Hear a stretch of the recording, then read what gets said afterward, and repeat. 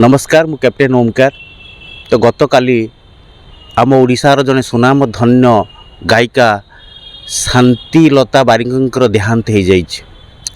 शांति अप्पांक देहांत आम ओडिशा संगीत जगतर एक शून्य स्थान सृष्टि करिछि। सारा संगीत जगत आज स्तब्ध हो जाइछि, कारण शांति अप्पांक भलिया जने भक्तिपूत भजन गायिका केबे सृष्टि हेबे नाही। कारण शांतिलता बारिक भलिया गायिका 100 वर्षर थरे ओडिशा माटी जन्म नियंती। सुदीर पुरी जिला निमापड़ारू आसी ए संगीत क्षेत्र एक स्वतंत्र स्थान अर्जन करिबा या सबुठारु बड़ कथा। आउ शांति अप्पांको पई ये होउची सबुठारु बड़ उपलब्धि। छोट बेले तांको बापा तांको ना कोकिल देइतिले। वास्तव रे तांको स्वरटी कोकिल परी। तांकर जो भजन गाउथुले से भजनर भाव आउ आवेग लोक मानू भरपूर आनंद दौथला। से छोट बेलू तांकर संगीत गुरु बालकृष्ण दास ठारू संगीत शिक्षा अर्जन करी प्रथमे से रेडियो सेंटर रे गीत गाइथिले।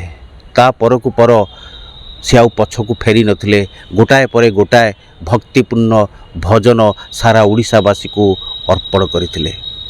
जदि आमे सम्राट भिकारी बळंको कथा आमे नबा, पुरुष रे जदि आमे भिकारी बळ को आमे साधारणतः गुरु मानुचे, तांको भजनर राजा बोली भाबुचंती, तो तांको समाज स्कंद महिला हिसाब रे जदि निया जिवो हमर शांतिलता बारिक को निया जिवो।